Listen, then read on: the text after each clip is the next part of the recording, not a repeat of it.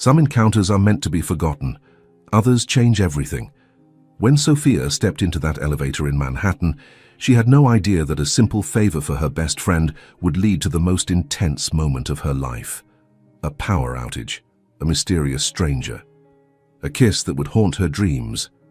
But when Monday came and she walked into her new job at the prestigious law firm, the man behind the director's desk was the last person she expected to see. If this story has already made your heart race, please hit that like button, subscribe to the channel, and tell us in the comments, where are you listening to this story from? Your support is what keeps these emotional journeys alive.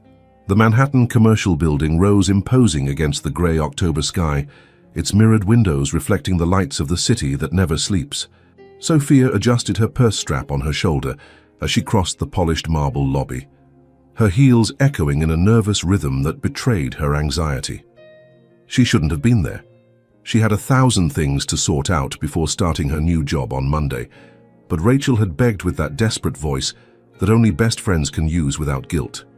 "Please, Soph, just drop off a flash drive on the 47th floor. I was on my way, but my car broke down, and I have a meeting in 20 minutes on the other side of town. You'd be saving my life."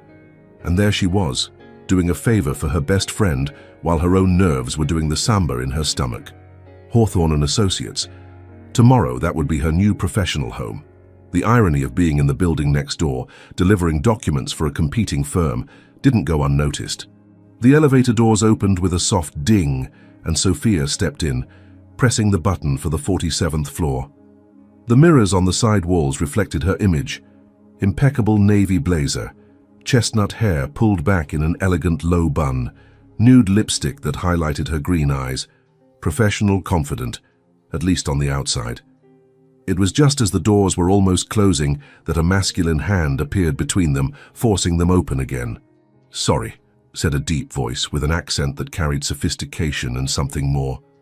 Something that made Sophia's stomach do a little flip. The man who entered the elevator was the kind of presence that filled a room effortlessly.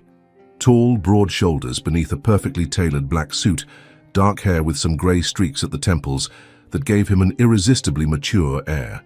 But it was his eyes that caught her off guard, blue like a stormy ocean, intense, that studied her for a second before he pressed the button for the 52nd floor. "Thank you," he murmured, and Sophia caught his masculine scent, wood, spices, and something clean that made her senses awaken. Silence stretched between them as the numbers on the display climbed. 15, 20, 25. The tension in the air was palpable, as if an invisible electric current connected their bodies in the confined space. "First day?" he asked suddenly, breaking the silence. Sophia turned, surprised. "How do you know?" A smile touched the corners of his mouth, revealing perfect teeth. "You have that energy. Nervous, but determined. It's unmistakable."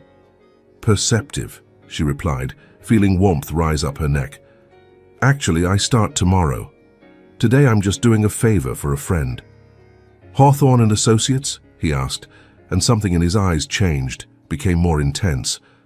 "How did you—" Sophia began, but the elevator lights flickered and suddenly everything went dark.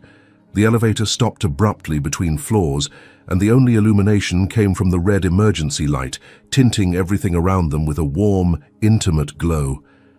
The silence was broken only by the soft sound of the ventilation system and both their slightly quickened breathing. "Power grid problem," he said calmly, but Sophia could sense the tension in his voice.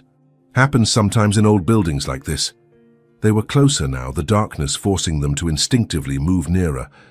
Sophia could feel the heat radiating from his body, the scent of his cologne enveloping her like an invisible caress. "You don't seem worried," she whispered, her voice coming out huskier than she intended. "Should I be?" he asked, taking a step closer. Now she could see the details of his face in the red light, the strong jawline, full lips, the intensity in his eyes that made her heart beat erratically. Sophia began, but the words were lost when she realized he was only inches away from her. "What were you saying?" he murmured, his voice low as velvet. The air between them vibrated with an energy Sophia had never felt before. It was as if the universe had conspired to create that moment. Two strangers trapped in an elevator, under the red emergency light, with the world outside frozen in time. "I was saying that—" she began again, but her voice failed when his eyes fixed on her lips. That, he pressed, his breath now mingling with hers. That's when it happened. Without thinking, without planning, without any logic that could explain it, Sophia leaned forward at the exact moment he lowered his head. Their lips met in a kiss that was anything but soft or hesitant. It was hunger. It was need. It was as if two souls recognized each other after lifetimes of searching. His hands found her waist, pulling her closer, while her fingers got lost in his dark hair. The kiss deepened, and Sophia felt as if she was falling into an abyss of sensations that made her forget where she was, who she was, what she should be doing. When they finally separated, both were breathing heavily. The red light danced on their faces, creating shadows that made the moment even more surreal, more intimate.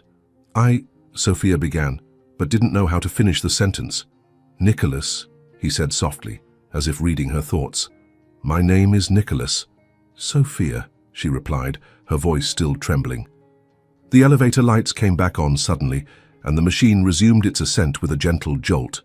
Reality invaded the small space like cold water, making both blink and step back slightly, as if awakening from a dream. The display showed 46, 47. This is my floor, Sophia said, her voice sounding strange even to herself. Nicholas nodded, but his eyes didn't leave her face. Sophia. The doors opened with the familiar ding, and she stepped out quickly, turning only when she was already in the hallway. That was, she began. Unexpected, he completed, and there was something in his eyes that made her heart skip. The doors began closing again, and Sophia saw the slow smile that spread across Nicholas's face before he disappeared from view. She stood in the hallway for long seconds, her fingers unconsciously touching her lips still warm from the kiss. Rachel's flash drive weighed in her purse like a reminder of the real world, but her mind was completely lost in what had just happened. A stranger named Nicholas, a kiss that made her forget her own name, and the disturbing feeling that her life had just taken a completely different turn from what she'd planned. As she walked toward the reception desk to make the delivery, one question echoed in her mind. How could a 5-minute encounter in an elevator feel like the beginning of everything? Monday arrived with the weight of new beginnings and the familiar anxiety that comes with first days. Sophia woke up 2 hours earlier than necessary, changed clothes 3 times and redid her makeup twice, desperately trying to erase Friday's memories from her mind. But it was useless. With every blink, she saw those stormy blue eyes. With every deep breath, she felt the ghost of that masculine cologne. With every touch to her lips, she relived the intensity of that kiss under the red light. Focus, Sophia, she murmured to herself in the bathroom mirror. It was just a moment. You'll probably never see him again. The Hawthorne and Associates building was even more imposing in the morning light, 32 floors of glass and steel that housed one of Manhattan's most prestigious law firms. Sophia adjusted her leather briefcase as she crossed the black marble lobby, her heels echoing with more confidence than she felt. The reception area on the 28th floor was a spectacle of understated elegance.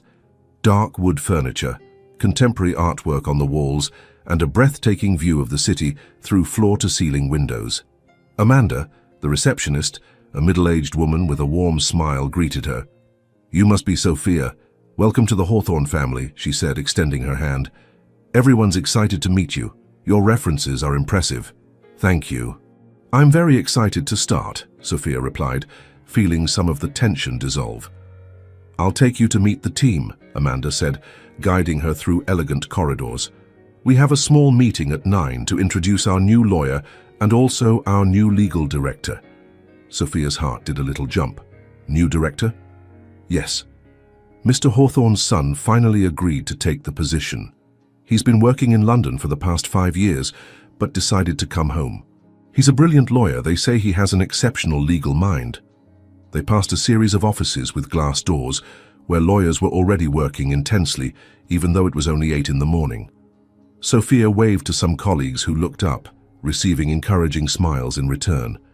This is the main conference room, Amanda said, opening double-polished wood doors. The meeting will be here in a few minutes. The room was impressive, a mahogany table long enough to seat 20 people. Italian leather chairs and an entire wall of windows offering a panoramic view of Manhattan.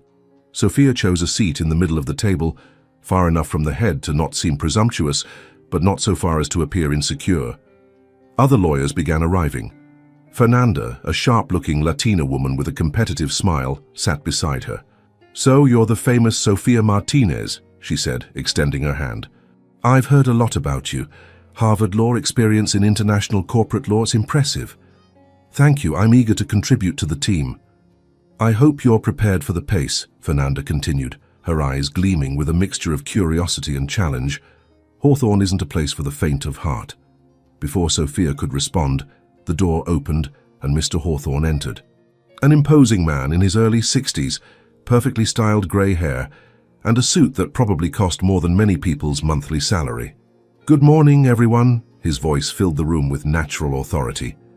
"Today is a special day for our firm. Not only do we have the pleasure of welcoming Sofia Martinez, who will be joining our international corporate law department." Sophia smiled and waved slightly, feeling all eyes turn to her. "But we also have the honor of finally introducing my son, who will assume the position of legal director, after years of convincing me that New York isn't as good as London." Polite laughter echoed through the room as Mr. Hawthorne headed to the door. "Nicholas, come in and meet your new team." Sophia's world stopped. The conversations around the table became a distant hum. Her heart raced so hard, she was sure everyone could hear it.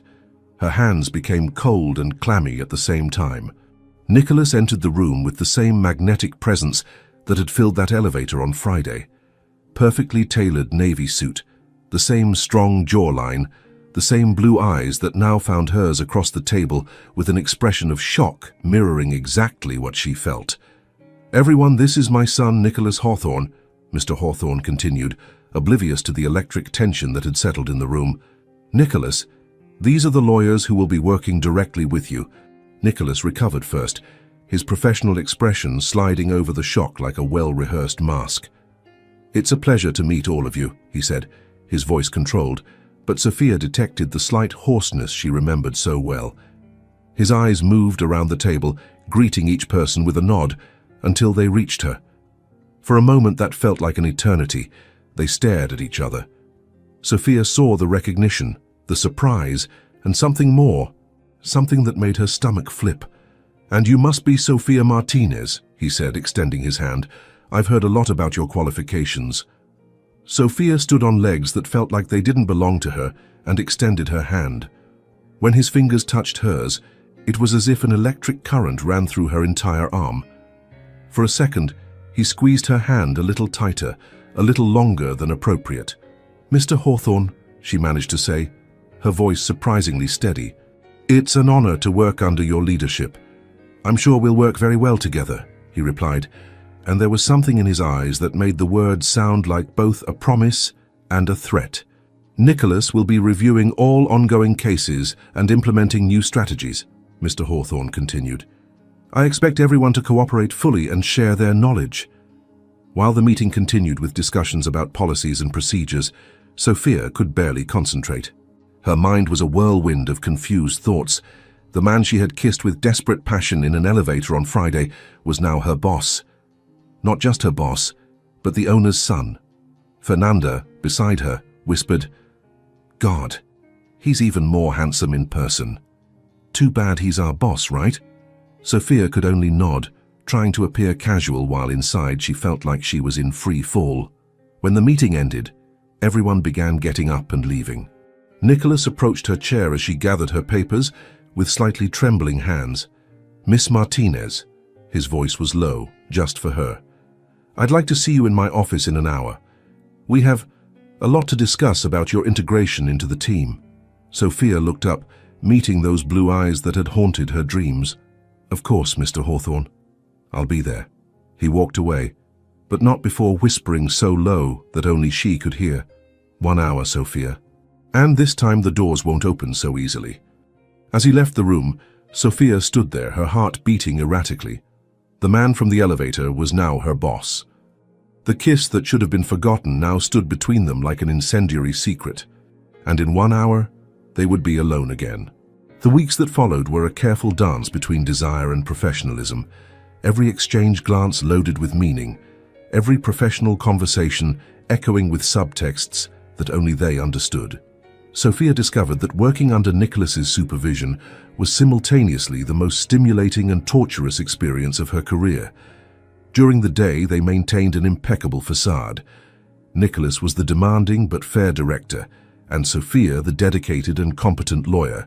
In meetings, their legal opinions complemented each other with a harmony that impressed colleagues, but which was born from a connection much deeper than anyone could imagine. Miss Martinez's interpretation of the Johnson versus Morrison precedent is brilliant, Nicholas said during a Tuesday meeting, his eyes meeting hers for a second longer than would be appropriate. This approach could revolutionize our strategy for similar cases. Fernanda, sitting across the table, watched with growing interest. You two really work well together. It's like you read each other's minds.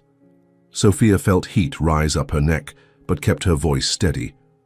Mr. Hawthorne has a strategic vision that makes understanding the objectives easier. Modesty, Nicholas replied, and there was something in his tone that made her stomach flip. Your ability to anticipate case needs is exceptional. It was Amanda who inadvertently created the first secret communication system between them. On Thursday, she placed a report on Sophia's desk with a yellow sticky note. Mr. Hawthorne needs to review. Urgent. On Friday, Sophia found another sticky note, this time with Nicholas's unmistakable handwriting.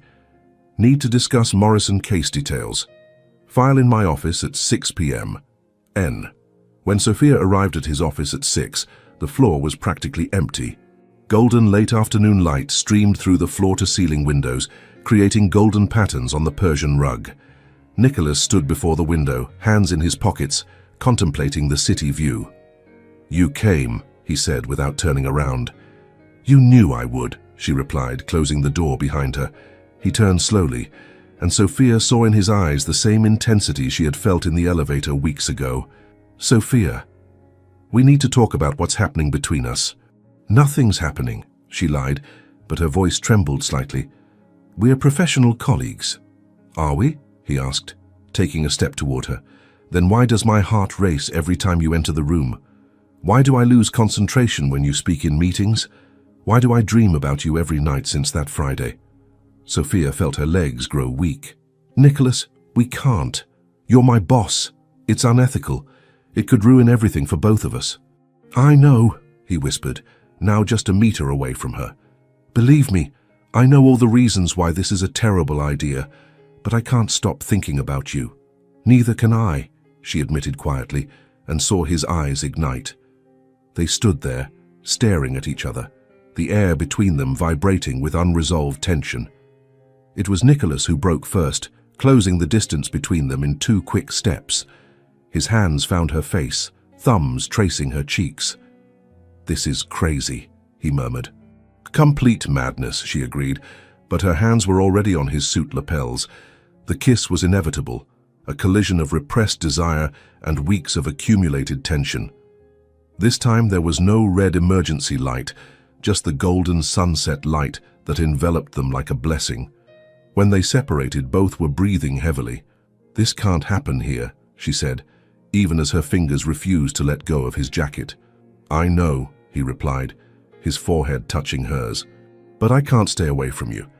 That's how the secret meetings began, coded messages on sticky notes that talked about case reviews and strategic discussions that were actually invitations for after-hours encounters. Sophia learned that Nicholas always stayed late on Thursdays, and he discovered that she usually worked later when she had important projects. The following Thursday, she received a sticky note. William's case needs urgent review. Law Library, International Precedent Section, 7 p.m. N. The law library on the 30th floor was a maze of tall shelves and silent corridors, almost always deserted after 6 in the evening. Sophia found him among the international law sections, leafing through a volume of jurisprudence as if he were actually researching. Find anything interesting? She asked, keeping her voice low. Very interesting, he replied, closing the book and approaching. You look beautiful today. Nicholas, she began, but he was already kissing her, gently pressing her against the shelf of leather-bound books. I spent the entire week thinking about you, he murmured against her lips. About how you smile when you're concentrating. About how your eyes light up when you have a brilliant idea. This is getting dangerous, she whispered, but made no move to pull away. I know, he agreed, kissing her neck. But I can't stop. They began meeting twice a week. Late dinners at small restaurants in the village where no one from the firm knew them. Sunday walks in Central Park, pretending casual encounters, carefully worded text messages that seemed professional but carried secret meanings. Thompson case meeting postponed until tomorrow meant, I miss you. Morrison client documents need review meant, I can't stop thinking about you. Next week's strategy needs discussion meant, I love you. During the day at the office, they were the embodiment of professionalism. But Sophia began to notice small signs that their connection was becoming visible. The way Nicholas always grabbed the last cup of coffee when she was in the kitchen. How he always found a reason to pass by her office. How she always knew when he was looking at her, even when she wasn't looking. You two work very well together, Amanda commented one afternoon, organizing papers on Sophia's desk. It's rare to see such natural professional harmony. We're just compatible in terms of work style, Sophia replied, trying to sound casual. Amanda smiled knowingly. Is that what you young people call it these days? Sophia felt the blood drain from her face. Amanda, I don't know what you mean. Relax, dear, Amanda chuckled softly. Just an observation. But be careful. Offices are small places and people love to talk. That night, Sophia received a message from Nicholas. Need to discuss new confidentiality policies. Meet me in the parking garage in 10 minutes. When she arrived at the underground parking garage, he was waiting beside his black BMW. Amanda suspects, she said without preamble. I know, he replied, running his hands through his hair. Fernanda also made a comment today about our professional chemistry. This is getting too risky. Sophia, he approached, taking her hands. I don't care about the risk. But you should, she said, though she made no move to pull away. Your career, your family, the company, none of that matters if I can't have you, he said intensely. These past months have been the best of my life. Not because I came back to New York or took the position at the company, because I found you. Sophia felt her heart race. Nicholas, I love you, he said, the words echoing in the empty parking garage. I know it's complicated, I know it's risky, but I love you, Sophia. Before she could respond, the sound of footsteps echoed through the parking garage. They quickly stepped apart, pretending a professional conversation as another lawyer passed on his way to his car. When they were alone again, Sophia looked into his eyes and saw everything she felt reflected there. Love, desire, fear, and the terrifying certainty that there was no going back. I love you too, she whispered. And in that moment, both knew they had crossed a line from which they could never return. The idea came on a rainy Thursday in November, when Manhattan was wrapped in fog and the office felt particularly suffocating. Nicholas watched Sophia through his office glass, seeing her work with that intense concentration that made him fall in love with her a little more each day. 3 months of secret meetings had intensified their feelings to a point where it was becoming unsustainable to maintain only stolen encounters in parking garages and deserted libraries. He needed real time with her. Time away from Amanda's curious glances, from Fernanda's perceptive comments, away from the constant tension of hiding what he felt. He needed to wake up beside her, see her relaxed face in the morning, talk about dreams and fears without rush or fear of interruption. On Friday, Sophia received an email that made her heart race. Miss Martinez, I need you to accompany me to a weekend meeting with potential clients in Vermont. Departure Friday at 4 p.m., return Sunday night. Please confirm your availability. N. Hawthorne, Legal Director. She reread the message 3 times before fully understanding. Vermont, an entire weekend, away from everything and everyone. Her hands trembled slightly as she typed her response. Mr. Hawthorne, I confirm availability for the Vermont meeting. I'll be ready at 4 p.m. S. Martinez. At 4 in the afternoon, Sophia was in the lobby with a small travel bag, her heart beating like a drum. Nicholas appeared wearing dark jeans and a navy cashmere sweater that brought out his eyes. Seeing him like this, away from the office's formal environment, made her realize how much she had missed simply being with him.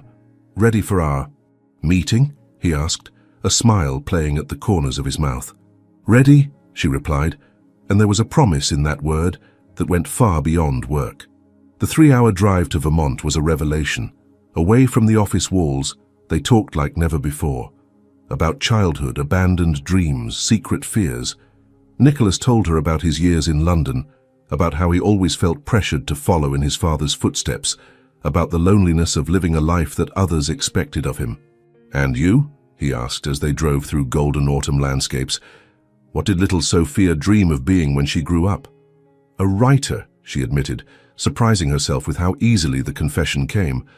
"I wanted to write love stories that made people believe in happy endings." And what happened? Life happened, practicality, financial security, family expectations. She paused. "And you?" What was Nicholas's dream before becoming the Hawthorne heir? "Architect," he said without hesitation. "I wanted to design houses where families would be happy. Places that would tell stories through their lines and spaces." "There's still time," she said softly.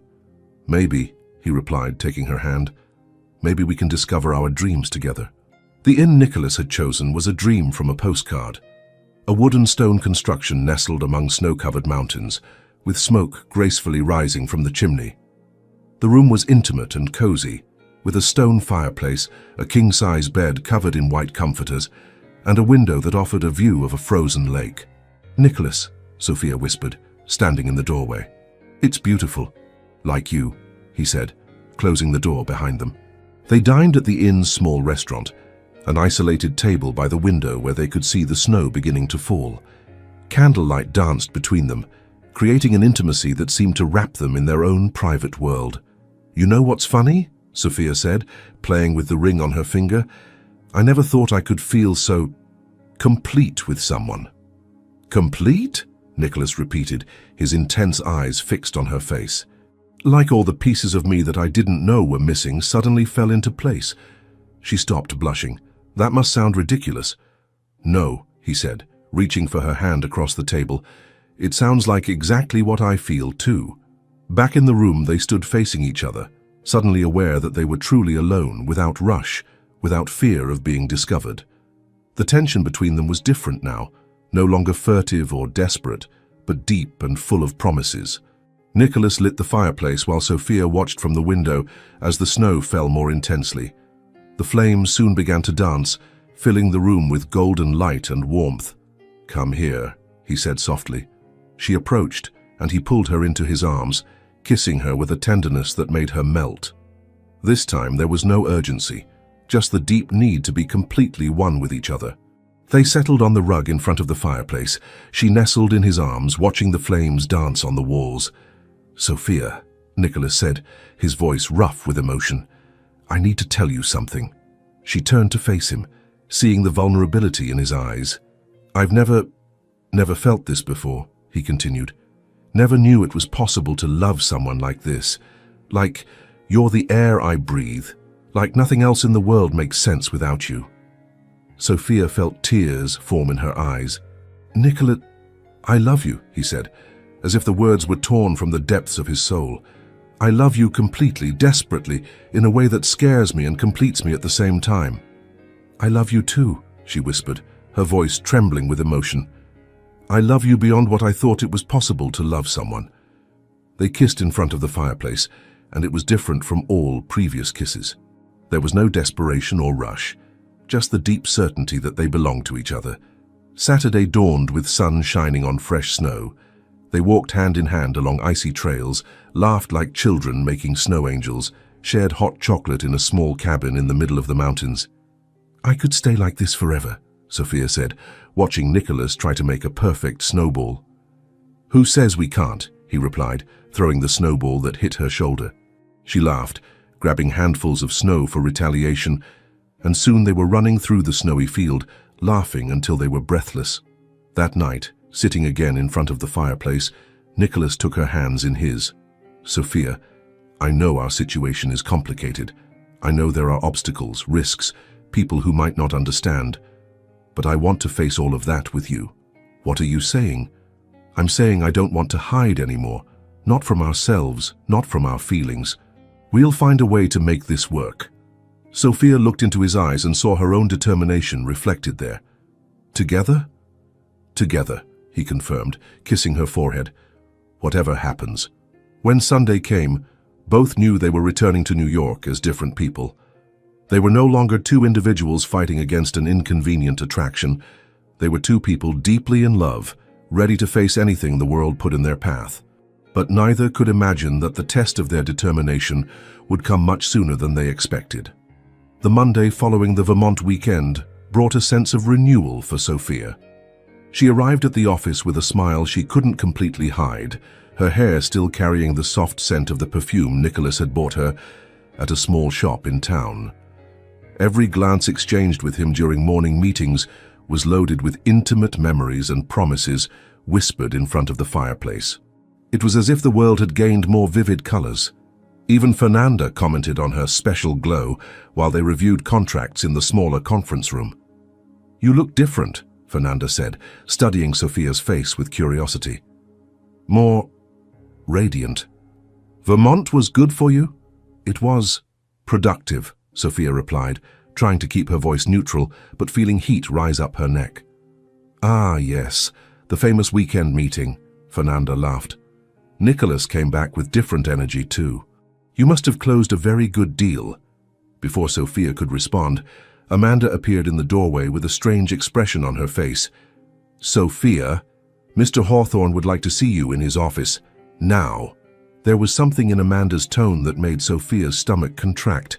It wasn't the usual tone of, "The boss wants to talk to you." It was more tense, more formal. "Of course," Sophia said, gathering her papers.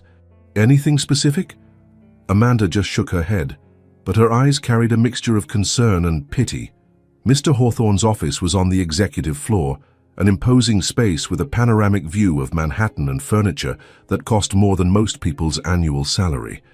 Sophia knocked on the polished mahogany door and heard the deep voice inviting her to enter. Mr. Hawthorne sat behind his executive desk, hands intertwined, his face a mask of professional seriousness. But there was something in his eyes that made Sophia's blood freeze.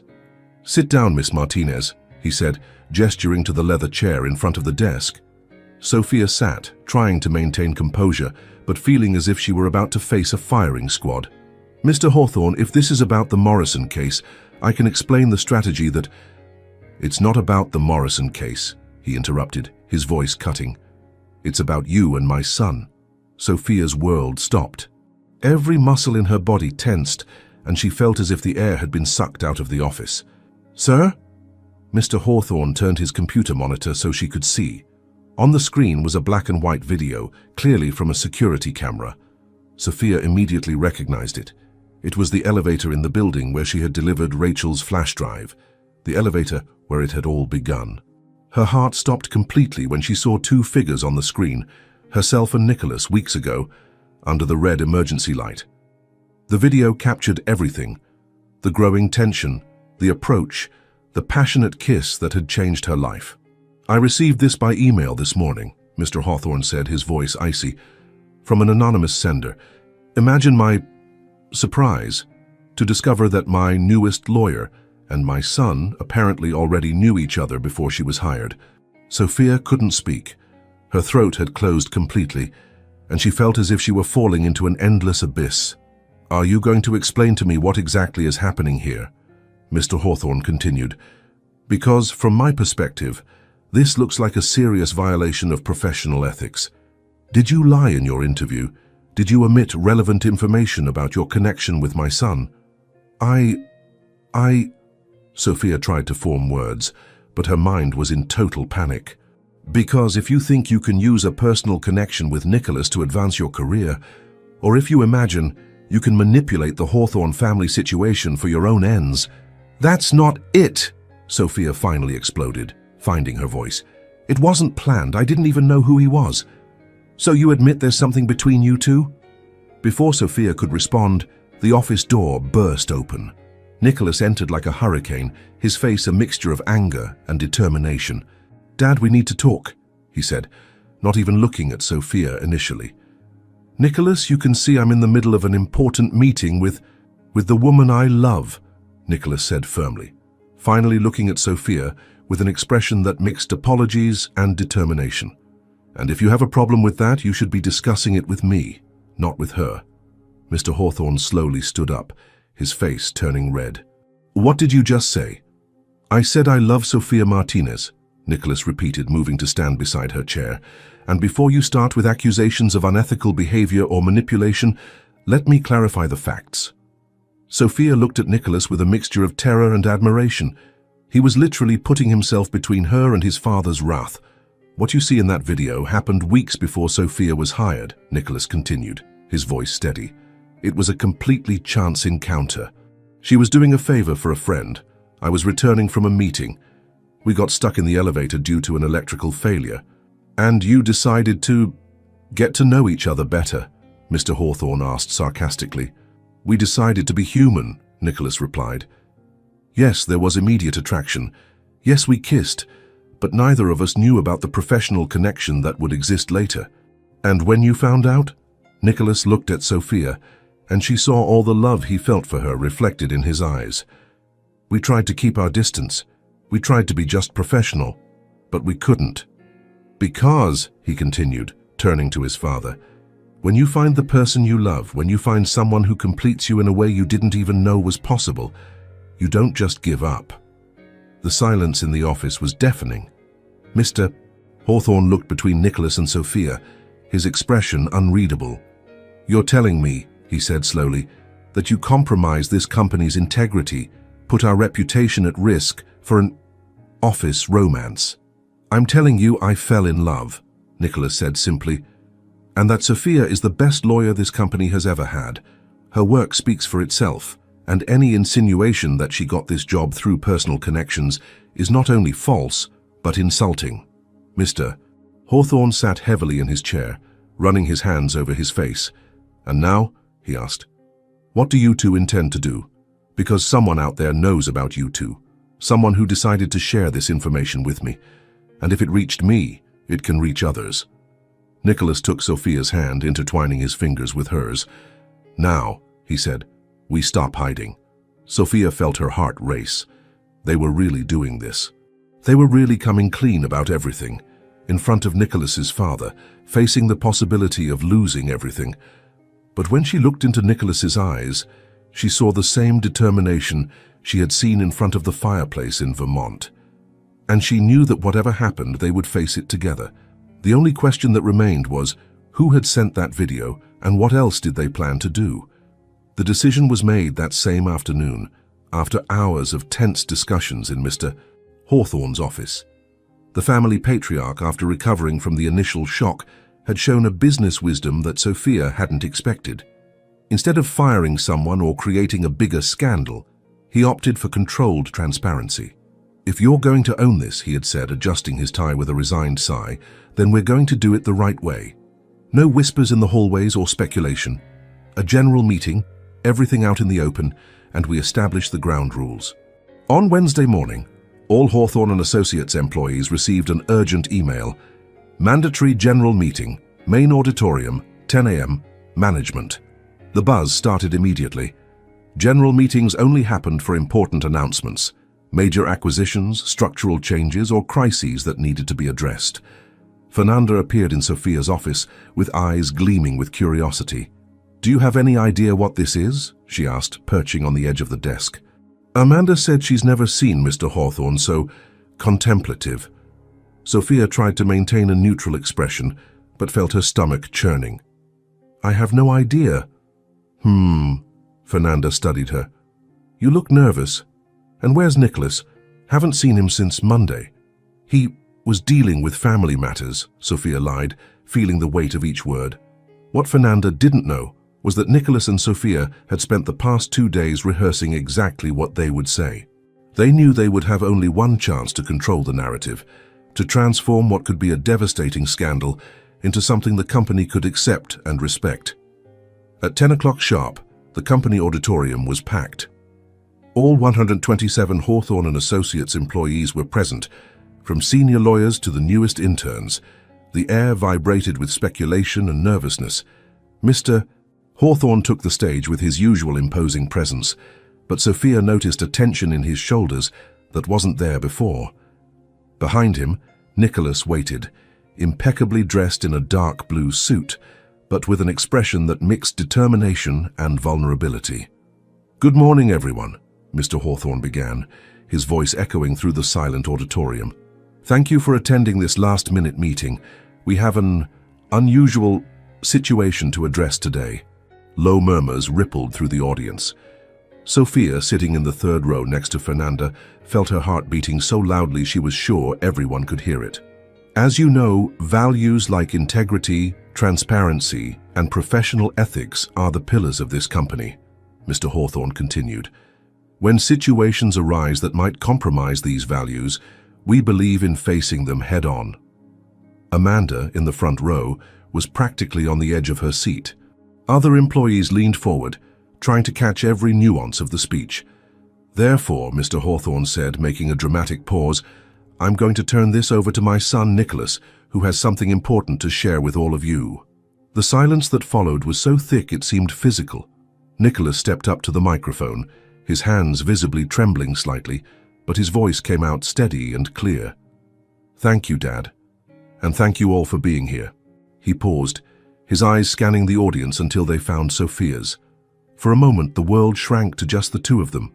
"I'm here today to share something personal that, due to circumstances, has become a professional matter that deserves transparency," Fernanda whispered. "What's happening?" so low that only Sophia heard. "A few months ago," Nicholas continued, "I met a person who completely changed my life. Someone who made me rediscover not only who I am as a man, but also inspired me to be a better leader, a better son, and a better person." The murmurs increased. Some people began looking around, trying to guess who he was talking about. "That person," Nicholas said, his voice gaining strength, "is my colleague, lawyer, and the woman I love, Sophia Martinez." The auditorium exploded. Audible gasps, muffled exclamations, chairs creaking as people turned to look for Sophia in the audience. Fernanda nearly fell off her chair, her mouth forming a perfect O of shock. Sophia felt all eyes turn to her. Her face burned, but she kept her head high, finding strength in Nicholas's eyes. "I know this may be surprising," Nicholas continued, raising his hand to calm the buzz. "And I know it raises legitimate questions about professional ethics and power dynamics." "Well, no kidding," someone whispered in the row behind, loud enough to be heard.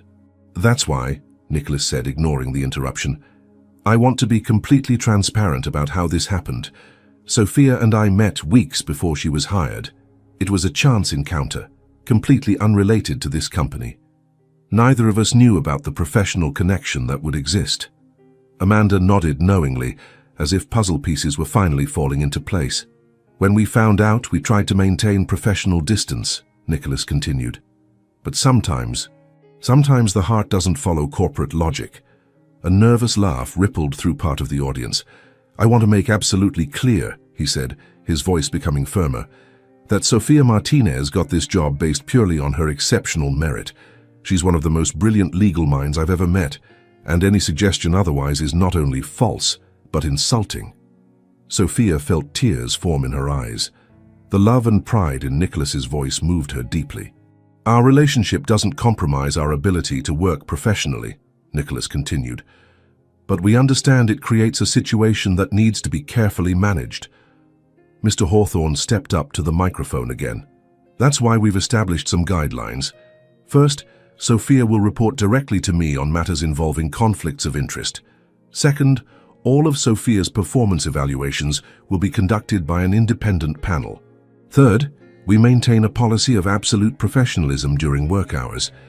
And fourth," Nicholas added, a small smile touching his lips, "if anyone has a problem with our situation, they can come talk to me directly." The auditorium fell silent for a moment. Then, surprisingly, Amanda began to applaud. Slowly, others joined in until the entire auditorium was clapping.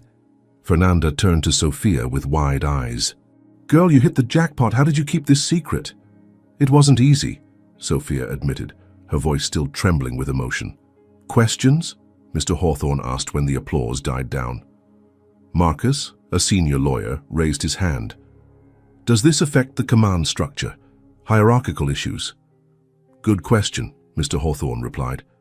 For now, the structure remains the same, with the safeguards I mentioned. What if you break up? Someone asked anonymously from the back. Nicholas looked directly at Sophia. We're not going to break up, he said simply.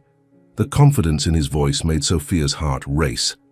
When the meeting ended, Sophia was surrounded by colleagues. Most were genuinely happy, some curious, others clearly shocked. But as the minutes passed, she realized the general reaction was much more positive than she had feared. So that's what was happening, Amanda said, hugging her. I knew there was something. You two practically radiated chemistry. Fernanda shook her head, still in a state of shock. And here I was thinking you were being discreet about some casual romance. Girl, you caught the boss. But as the initial excitement faded, one question remained in Sophia's mind. Who had sent that video? And now that everything was out in the open, what other moves would this mysterious person make? 3 months had passed since the big company announcement, and life had found a new rhythm. Sophia and Nicholas's relationship, now public, had become part of Hawthorne and Associates' culture. They were respected professionally and admired personally, proving day after day that love and professional competence could coexist harmoniously. It was a Friday in March when the mystery finally unraveled, in a way neither of them could have predicted. Sophia was leaving the office late, her arms loaded with cases to review over the weekend, when she decided to stop by the building where it all began.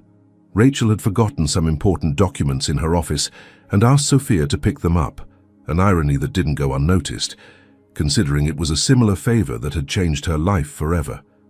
The building lobby was almost empty at 7 in the evening, lit only by security lights and the soft glow of the reception desk.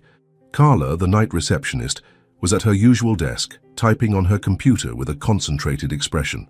Hi, Carla, Sophia greeted, approaching the desk. I came to pick up some documents for Rachel Morrison from the 47th floor. Carla looked up, and Sophia noticed something strange in her expression. There was a tension there, a bitterness she hadn't noticed before.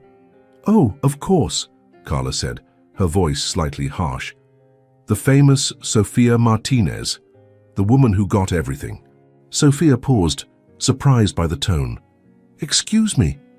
Nothing, Carla said quickly, turning her attention back to the computer. It's just that you must be very happy. Got the dream job, the dream man. Must be nice to be you. There was something in the way she said dream man that made an alarm go off in Sophia's mind. Carla spoke as if she knew Nicholas personally. Carla, Sophia said slowly, do you know Nicholas Hawthorne? Carla's face turned red instantly, and she avoided Sophia's gaze. Everyone knows the Hawthornes. It's an important family. No, I meant personally. The silence that followed was charged with tension. Carla stopped typing, her hands trembling slightly over the keyboard. He used to work in this building, she said finally, her voice barely above a whisper. Before going to London, frequent meetings with Sterling and Associates on the 52nd floor. Sophia felt her heart race. And you two knew each other? He was kind, Carla continued, as if the words were being pulled from her. Always said good morning when he passed the reception desk. Smiled genuinely, not like the other executives who barely see you. Understanding began to form in Sophia's mind like pieces of a dark puzzle falling into place. Carla, she said gently, you were the one who sent the elevator video to Mr. Hawthorne, weren't you? Carla closed her eyes for a long moment, and when she opened them, they were filled with tears. I didn't want to, she whispered, but when I saw you two in that elevator, when I saw how he looked at you. Her hands were visibly shaking now. I've worked here for 8 years, Sophia. 8 years watching Nicholas pass by this reception desk 2-3 times a week. 8 years building fantasies about what it would be like if he truly noticed me. Sophia felt a mixture of compassion and shock. Carla, you don't understand, Carla continued, tears now flowing freely down her face. Being invisible is a pain that eats away at you from the inside. Every day people pass by me like I'm part of the furniture, but he was always different, always kind. She stood up from her chair, walking to the window that faced the busy street. When he went to London, I really thought he might miss me. That maybe when he came back, he would finally see me as something more than just the receptionist. I even started taking French classes, thinking that if I became more interesting, more cultured. Sophia's heart broke for Carla, even knowing what she had done. And then, Carla continued, her voice gaining a note of bitterness, he came back, and on the first day he walked past reception with you, and the way he looked, it was like you were the only person in the world. Carla, I swear I didn't know who he was that day. I know, Carla laughed bitterly. That made it all worse. You weren't even trying. You didn't even know him. And still, in 5 minutes, you got all the attention from him that I had wanted for years. She turned, facing Sophia with eyes red from crying. When I saw the security camera video, when I saw you two kissing, I lost my mind. I thought if I showed it to his father, if I created a scandal, maybe he would realize you weren't good for him, that you were just another opportunist. But that didn't happen, Sophia said gently. No, Carla whispered. It only made him love you more. It only proved he was capable of fighting for you, and I realized that never in my entire life would anyone love me like that. The silence that followed was broken only by the sound of traffic outside and Carla's irregular breathing. Carla, Sophia said, approaching slowly, I understand the pain of feeling invisible more than you imagine. How could you understand? Carla asked, her voice rough. You have everything. You think it was always like this? Sophia asked softly. You think I grew up feeling special? I spent most of my life thinking I wasn't enough, smart enough, pretty enough, interesting enough. Carla looked at her with surprise. The difference, Sophia continued, is that I learned my worth doesn't come from other people's validation. It comes from within, from knowing who I am, regardless of who sees me or doesn't see me. It's easy to say when you have Nicholas Hawthorne loving you, Carla replied, but her voice had lost some of its bitterness. Nicholas doesn't complete me, Carla. He complements me. There's a difference. I was already complete when I met him. That's why it worked. Carla sat heavily in her chair, suddenly looking much older. I ruined everything, didn't I? She asked. My job, my reputation, everything. Sophia thought for a moment, then surprised herself with her next words. No. Carla looked at her, confused. You made a mistake, Sophia said. A mistake driven by pain and loneliness. But that doesn't define who you are. You're not going to sue me. Not going to tell your boyfriend building security. Sophia shook her head. But I have one condition. Carla waited, tense. You're going to seek help. Therapy, support groups, something to help you deal with these feelings of invisibility in a healthy way. Carla nodded vigorously, tears of relief now rolling down her face. And Carla, Sophia added, heading toward the door, you're not invisible, not to the people who really matter, but you need to learn to see yourself first. As she left the building, Sophia felt strangely at peace.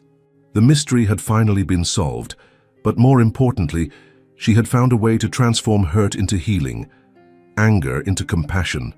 When she told Nicholas later that night, he was silent for a long time. You forgave her, he said finally, admiration in his voice. I forgave myself, Sophia corrected, for all the times I felt invisible, inadequate. Carla just reminded me how far we've come. Nicholas pulled her into his arms, kissing the top of her head. One more reason to love you even more, he murmured. And so, the last obstacle from their past was finally put to rest, not with anger or revenge, but with the transformative power of understanding and forgiveness. 6 months after the incident with Carla, life had settled into a sweet and familiar routine. Sophia and Nicholas had moved into an incredible apartment on the Upper East Side, with huge windows that offered views of Central Park and a kitchen where they spent Sundays preparing dinners for two. Their relationship had become an example at the company, professional at work, passionate at home.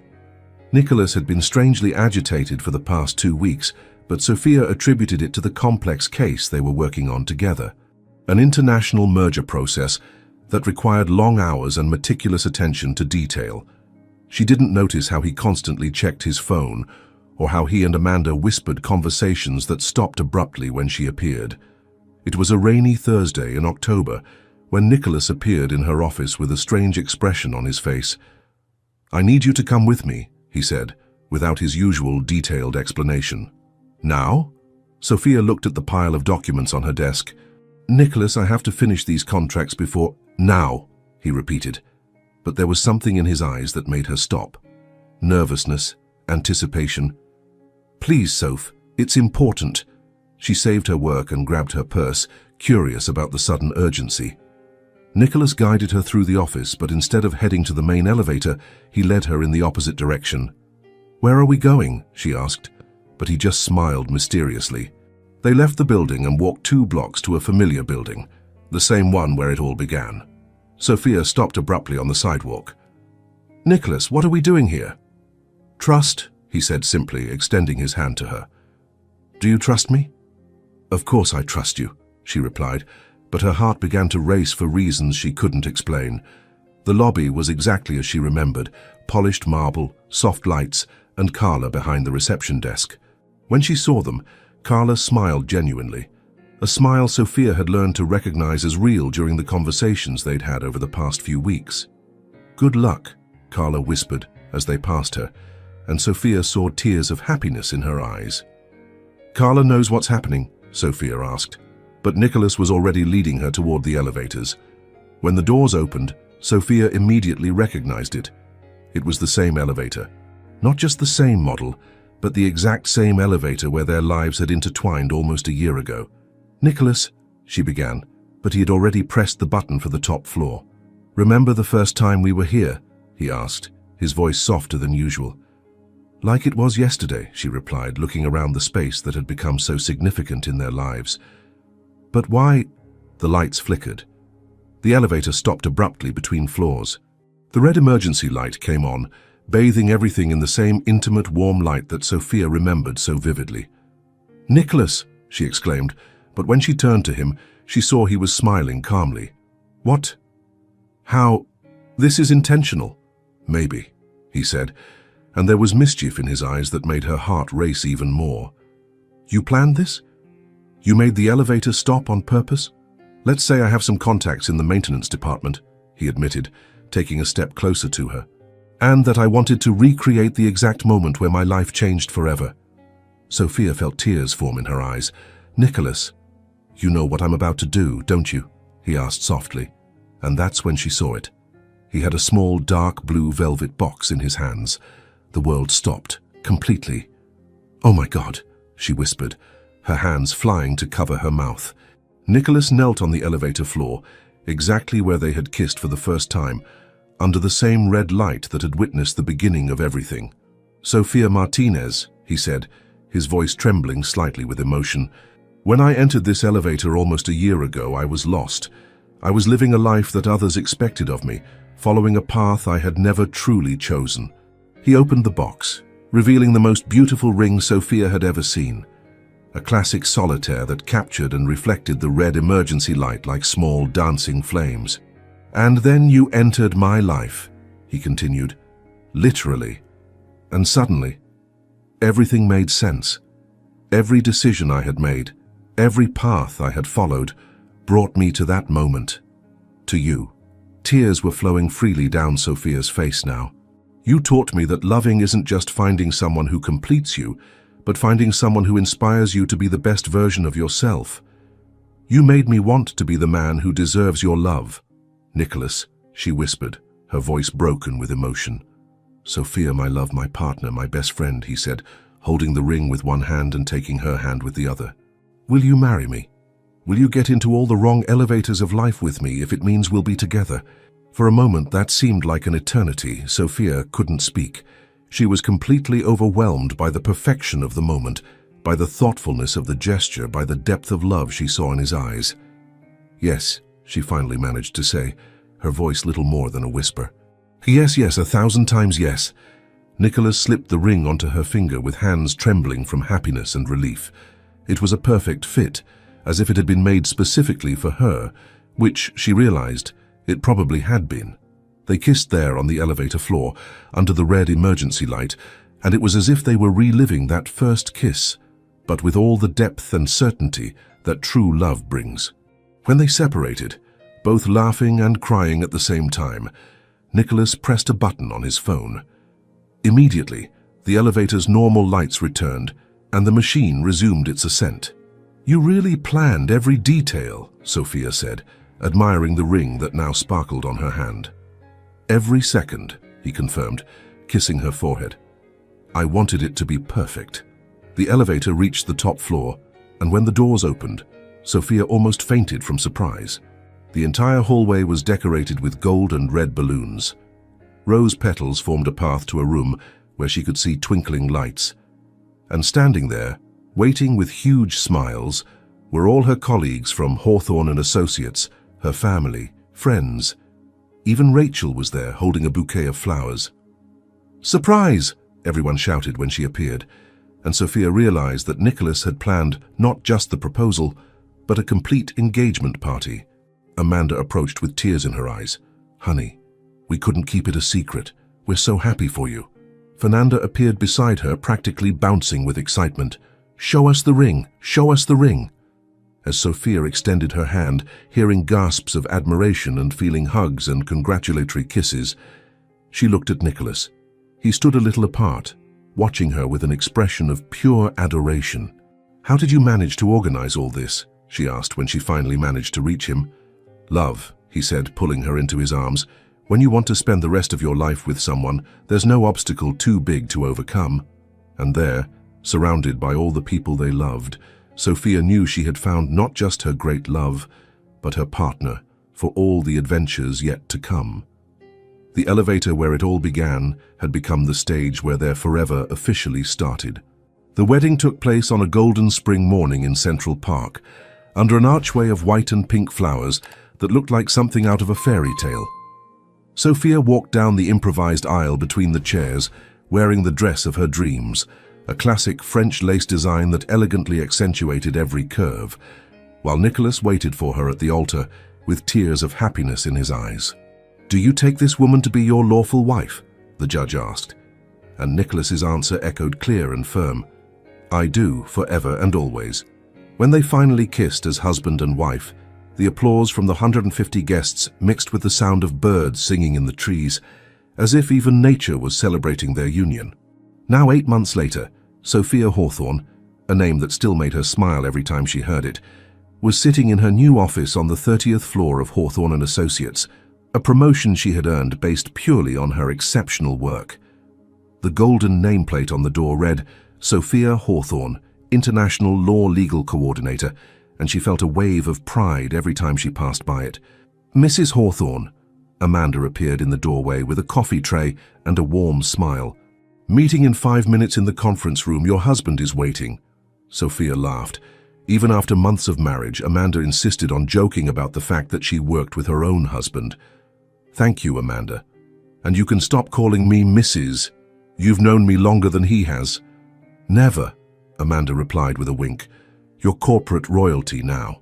The meeting was about the company's expansion into the Asian market, a project that Sophia led with Nicholas as strategic consultant. They had developed a perfect system. During work hours, they were professional colleagues who respected each other. After 6 o'clock, they were passionate husband and wife.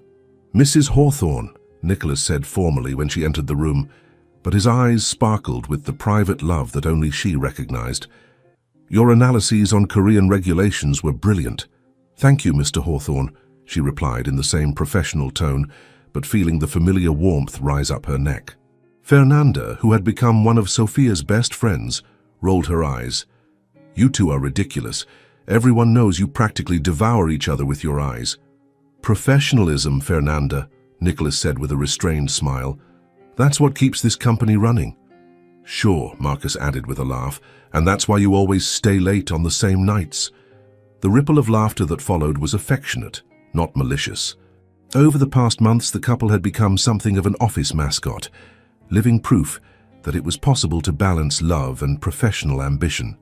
After the meeting, Sophia was organizing her papers when Nicholas approached, discreetly checking if they were alone. "Miss Coordinator," he murmured, stealing a quick kiss, "how about dinner at Le Bernardin tonight, to celebrate the Korean contract?" She pretended to consider. "Depends. Is Mr. Director paying?" "Always," he laughed, kissing her forehead. "I love you, Mrs. Hawthorne."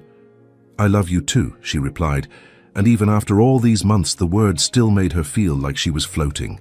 That night at the restaurant, they were talking about the company's future when Nicholas took her hand across the table. "Sophia," he said, his voice taking on a more serious tone, "I have something to tell you."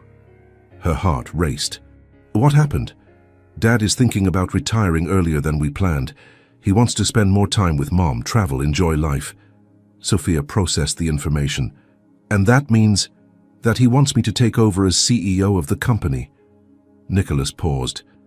"And for you to be my vice president of international operations." Sophia almost knocked over her wine glass. "Nicholas, that's incredible. But are you sure? Leading a company together, that's a big step." "I'm sure," he said, squeezing her hand. "In these months working with you, I've seen how you transform everything you touch.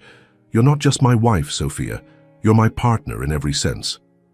"And what will people say about nepotism, about me getting the position because I'm married to you?" Nicholas smiled. "Let them talk. Anyone who works with us knows you deserve every recognition you receive. And if someone doesn't know, well, that's their problem, not ours." They toasted right there in the middle of the restaurant to the new challenges that awaited them. A few weeks later, when the official announcement was made at the company, the reaction was universally positive. Even the most senior lawyers, who had initially been skeptical about the relationship, now openly admired the couple's professional dynamic. "You're inspiring," Marcus said during the celebration party at the office. "You show that it's possible to have it all. Love, success, mutual respect." Amanda approached with tears in her eyes. "I'm so proud of you both. It's like watching a fairy tale unfold in real life." Later that night at home, Sophia and Nicholas were cuddling on the couch, watching the rain beat against the apartment windows. "Do you think we're trying too hard?" she asked, nestled against his chest.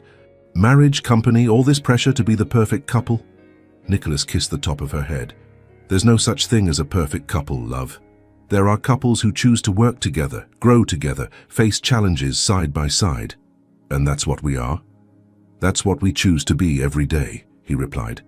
"When I wake up in the morning and see you beside me, when I see you shine in a meeting, when we disagree about some strategy and find a solution together, when you remind me of who I really am when the corporate world tries to make me forget." Sophia turned to look at him. "You know what's funny? When I was little, I used to dream about Prince Charming and castles. I never imagined my fairy tale would be built with contracts, board meetings, and Excel spreadsheets." Nicholas laughed. "And elevators. Don't forget the elevators." "I could never forget the elevators," she smiled, remembering how it all began. "They're our trademark."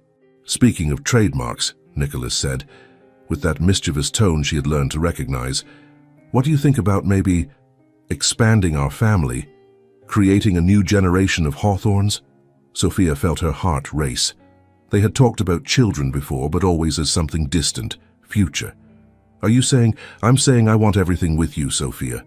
Company, home, children, adventures, challenges, everything." She kissed him deeply, feeling like her heart might explode with happiness. "Then let's create our own dynasty," she murmured against his lips. "A dynasty of love, success, and malfunctioning elevators." "The best dynasty of all," he agreed. And there, embraced on the couch while the rain sang a soft song against the windows, Sophia knew she had found not just her great love, but her partner to build an empire of realized dreams. The future had never seemed so bright, so full of infinite possibilities they would explore together, hand in hand, heart to heart. A year and a half later, CEO Sophia Hawthorne's office was a perfect reflection of her life, elegant, functional, and filled with personal details that told the story of a woman who had achieved everything without losing her essence. Photos of her and Nicholas from travels around the world decorated a shelf, alongside professional awards and a small plant he had given her as a gift on her first day as CEO. But the centerpiece of the decoration was a framed picture of the elevator where it all began, accompanied by a golden plaque. Sometimes the right path starts with the wrong elevator. Sophia was in her 38th week of pregnancy, her round and prominent belly making her need to sit a little farther from her desk to work comfortably. She had insisted on working until the last possible week, personally supervising the company's successful expansion into 3 new Asian countries. Mrs. CEO, Nicholas appeared in the doorway, using the title with the same playful tone he'd used since she had taken command of the company 6 months ago. How are the 2 most important women in my life feeling today? Sophia looked up from the report she was reviewing, one hand automatically moving to caress her belly. Isabella is restless today. I think she inherited your impatience. My impatience? Nicholas approached, kissing her forehead before kneeling to talk to her belly. Hello, little princess. Daddy here. Can you give Mommy a break? She's trying to run an empire here. As if responding to her father's voice, the baby gave a strong kick, making Sophia wince. Apparently she disagrees with your suggestion, Sophia laughed, but suddenly her expression changed. A gentle contraction ran through her abdomen, different from the baby's usual movements. Soph? Nicholas noticed the change immediately. Everything okay? I think so, she said, breathing deeply. Just a Braxton Hicks contraction. Dr. Martinez said they're normal at this stage. But 20 minutes later, when a second contraction came with more intensity, Nicholas was calling the obstetrician. Doctor, this is Nicholas Hawthorne. Sophia is having contractions. Yes, every 20 minutes. Yes, sir. We're heading to the hospital now. Nicholas, Sophia said, trying to get up from her chair. It's too early. I still have 2 weeks. A third contraction, stronger than the previous ones, interrupted her. Babies have their own schedules, love, Nicholas said, already grabbing the emergency bag they had left in the office for exactly this situation. Amanda, he called, leaving the office. Yes, Mr. Hawthorne? Amanda appeared immediately, and her eyes widened when she saw Sophia holding onto the desk. Cancel all meetings. We're going to the hospital. Oh my God! The baby is coming! Amanda started running in circles of excitement. Fernanda! Fernanda, come here! Isabella is being born! Within minutes, half the office was in an uproar. Fernanda appeared with water, Marcus offered his car, and even Mr. Hawthorne, now officially retired but still frequenting the office, appeared with an anxious grandfather expression. Come on, Nicholas said, helping Sophia walk slowly. The car is waiting downstairs. They headed to the main elevator, but when they arrived there was a sign. Out of service, maintenance in progress. You've got to be kidding me, Sophia said, another contraction making her grip Nicholas's arm. Service elevator, Nicholas said quickly, guiding her to the other side of the floor. But when they got there, they discovered it was also under maintenance. Stairs? Amanda suggested hesitantly. Nicholas looked at his wife, now visibly in labor, and then at the 30 floors they would have to go down. No, he said firmly. Sophia, can you wait 5 minutes? I'll fix this. He disappeared down the corridor, and Sophia heard his authoritative voice echoing. I don't care if it's scheduled maintenance. My wife is having a baby now. 3 minutes later, the main elevator was working again. How did you... Sophia began to ask as they entered. CEO perks, Nicholas said with a tense smile, and I may have promised a Christmas bonus to the entire maintenance team. When the elevator doors closed, leaving them momentarily alone, a particularly strong contraction made Sophia double over. Nicholas, she said, her voice tense, I think she's not going to wait for us to get to the hospital. Nicholas's eyes widened. What do you mean, not going to wait? I mean, I feel enormous pressure and... Another contraction interrupted her, and this time she had to lean against the elevator wall. Nicholas pressed every emergency button he could find. No, Sophia said between gasping breaths. Don't stop the elevator. Remember the last time we got stuck in an elevator? Yes, and look what happened, Nicholas said. But there was panic and admiration in his voice. Sophia, our daughter cannot be born in an elevator. Tell her that, Sophia laughed between contractions and suddenly stopped. Her eyes met Nicholas's, and both began to laugh. Seriously? Nicholas asked. Does our family really have a thing with elevators? Apparently, Sophia replied, and despite the pain there was undeniable magic in the moment. First our first kiss, then your marriage proposal, and now our daughter decided she wants to be born where it all began, Nicholas completed, his voice full of admiration. The doors opened on the ground floor where an ambulance was already waiting. Apparently Amanda had called as soon as they left the office. Just in time, the paramedic said, helping Sophia lie down on the stretcher. How are you feeling, ma'am? Like my daughter has a very peculiar sense of humor, Sophia replied, squeezing Nicholas's hand. During the rush to the hospital, with Nicholas holding her hand and whispering words of encouragement, Sophia reflected on the journey that had brought them there. From two strangers trapped in an elevator to husband and wife building an empire together, parents about to receive their first daughter.